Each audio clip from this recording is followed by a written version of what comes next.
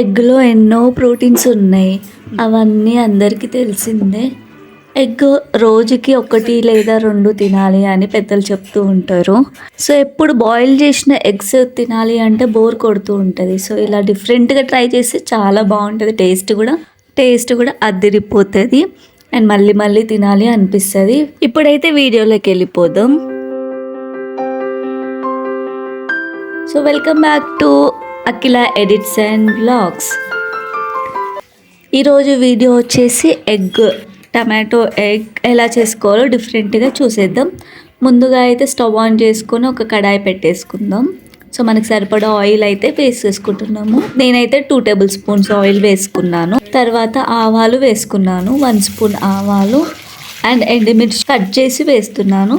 అవి కొంచెం ఫ్రై అయిన తర్వాత 2 ఆనియన్స్ అనమాట. 2 ఆనియన్స్ చిన్నగా కట్ చేసుకున్న ఆనియన్స్ అందులోకి వేసేసుకుంటున్నాను. ఆనియన్స్ వేసుకొని అండ్ పసుపు కూడా చిటికెడు పసుపు యాడ్ చేసుకోవాలి.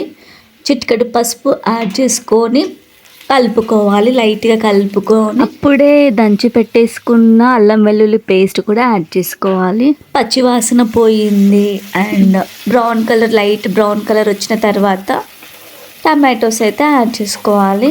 సో టమాటోస్ చాలానే యాడ్ చేసుకుంటున్నాము. అండ్ టమాటోస్ ఇలా ముక్కలుగా యాడ్ చేసుకుంటే చాలా బాగుంటుంది. కొంతమంది మిక్సీ చేసుకొని పేస్ట్ లాగా యాడ్ చేసుకుంటూ ఉంటారు.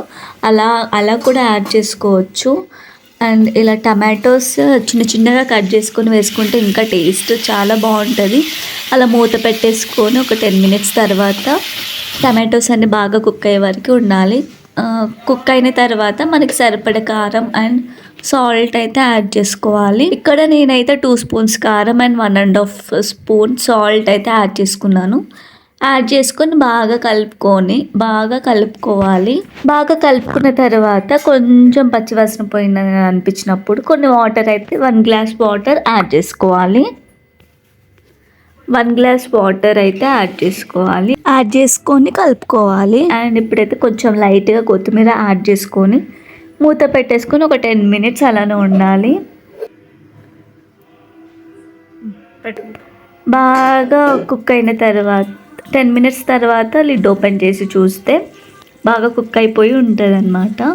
సో కుక్ అయిపోయాక మనం ఎగ్స్ అయితే ఒక్కొక్కటిగా వేసేసుకోవాలి. నేను వీడియోలో చూపించిన విధంగా ఒక్కొక్కటి అలా పగలగొట్టుకోవాలి. ఒక దాని మీద ఒకటి వేయకూడదు, ఇలా పక్కనే వేసుకోవాలి. సో ఇలా కట్ చేసుకొని బ్రేక్ చేసుకొని వేసేసుకోవాలి ఎగ్స్ అయితే. అలా యాడ్ చేసుకున్న తర్వాత మనం ఎగ్స్ని అయితే అస్సలు కలపకుండా మనం మూత పెట్టేసుకోవాలన్నమాట. మూత పెట్టేసుకుని ఒక 5 మినిట్స్ వరకు అలానే ఉండాలి. పచ్చివాసన అంతా పోవాలి కదా ఎగ్. సో నేను వీడియోలో చూపిస్తున్నట్టు ఎగ్ ఇలా అవ్వాలి. ఇలా అయితే మనకు పర్ఫెక్ట్ ఎగ్ అయినట్టు. సో ఇప్పుడైతే ధనియా powder and garam masala 2 mix చేసుకున్న పౌడర్ని యాడ్ చేసుకుంటున్నాను. అండ్ మిరియాల పొడి కూడా పైనంగలి అలా స్ప్రింక్ చేసుకోవాలి అంతే.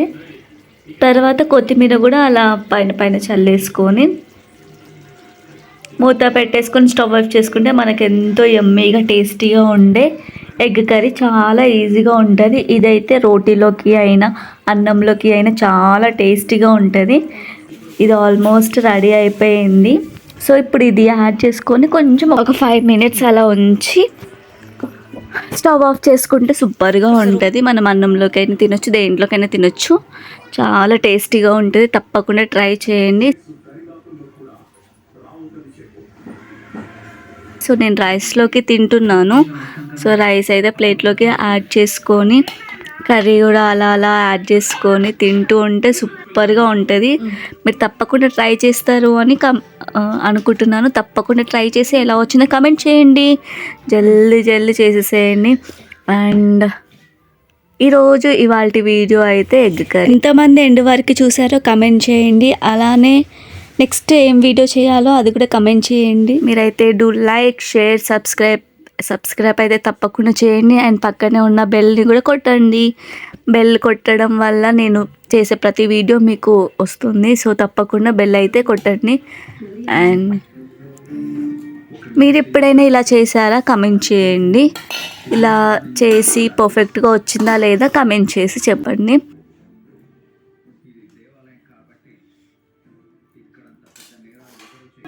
So once again, do like, share, subscribe, and thank you for watching. See you again. Bye.